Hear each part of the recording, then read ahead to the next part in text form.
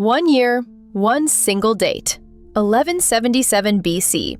For most people, that number means nothing because there's no headline-style finale like Rome fell in 476 and no crystal-clear moment like we broke the walls, the city is ours in 1453. But let me tell you this, if history were a movie, 1177 BC is the scene where the power cuts out in the theater, where the plug gets pulled on the world. And it wasn't just one state. The superpowers of the age, empires, trading giants, staggered at the same time, collapsed, and vanished from the map. And here's the most terrifying part, the part that feels painfully modern. This collapse didn't happen because of one villain. It wasn't a wall coming down, it was an entire network snapping. The more you listen, the more familiar it'll sound. Everything is fine, trade is flowing, we're rich. Then suddenly, supply lines break, prices explode, famine hits, migrations surge, and states lose control.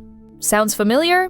Then buckle up, because I'm about to tell you the story of the biggest system collapse history had ever seen, the apocalypse of the Bronze Age. Section 1. A global village. First, let's set the stage. Don't think of the Bronze Age as primitive and simple. Around the Mediterranean, there's a massive global network. Egypt in the south, the Hittites in Anatolia, the Mycenaeans in Greece.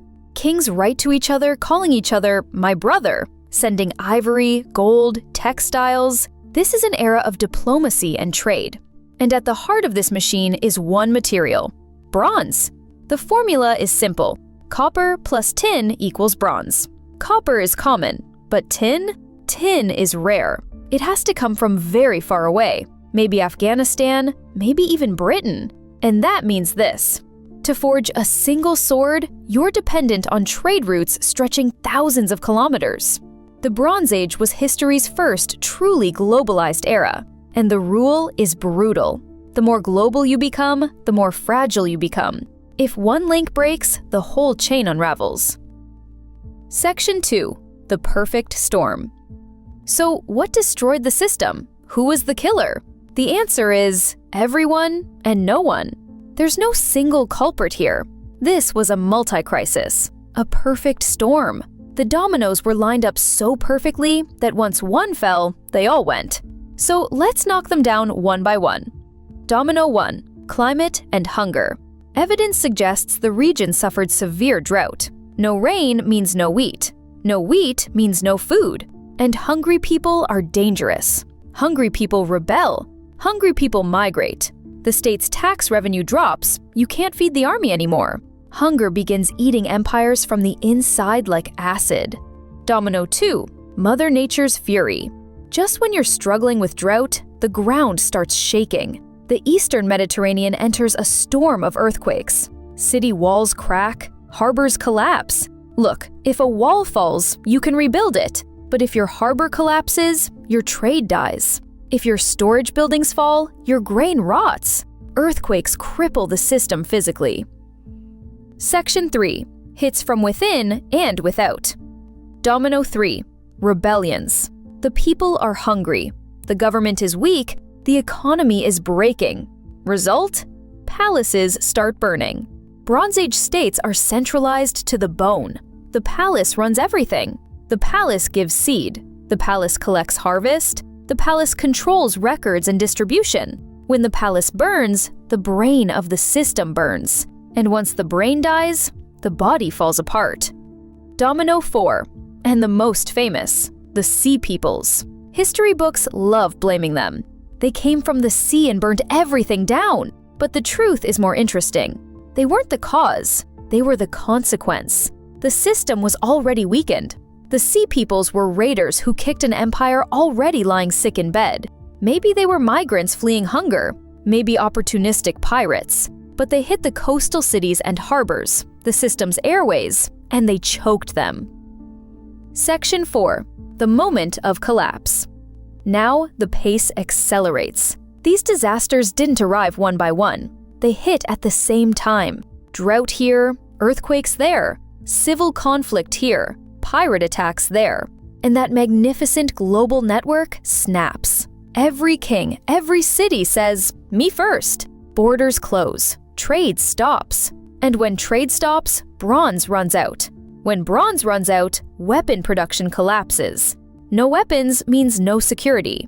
No security means panic. And the dominoes fall fast. The Hittite Empire disappears from the map.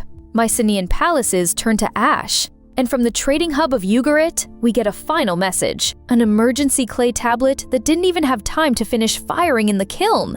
Enemy ships have come. My cities are burning. I have no soldiers. They begged for help. But no help came, because everyone was fighting for their own survival.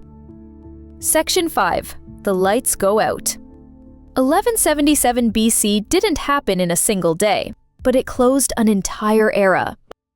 Do you know what the result was? The lights went out. Great cities were abandoned. People fled into mountains and small villages. Literacy crashed so hard that in some regions, writing was practically forgotten. Historians call it a dark age. People were no longer citizens of a connected world. They were survivors protecting a single village. The logic of the network died, and the logic of the wall began. Now we reach the real point of the video. 1177 BC teaches a brutal lesson. What destroys a civilization isn't always barbarian armies or massive wars. Sometimes the end comes from the system's own fragility. If you live in a world where everything is interconnected, a broken connection can be sharper than a sword. Because against a sword, you can build a shield. But if the system collapses, everyone falls at once. So when you walk into a store and see empty shelves, when a chip crisis shuts down car factories, when you hear the words supply chain, remember 1177. In the Bronze Age too, technology meant power, and they believed the order was solid, until the order broke and the world suddenly shrank. Before we end, keep two scenes in your mind. Scene 1. Harbors full, ships hauling goods, kings clinking cups. Scene 2. Harbors silent, cities under smoke, people on the road, migrating. 1177 BC is the transition between those two scenes. Not the end, but a painful, brutal system reset. And now the question is yours. What do you think is the greatest danger waiting for the modern world? An external war, or our own complex, fragile system collapsing from within? Write it in the comments. Let's debate. And in the next video, maybe we'll talk about who survived the wreckage. The Hittites vanished, but how did the Iron Age begin? See you next time!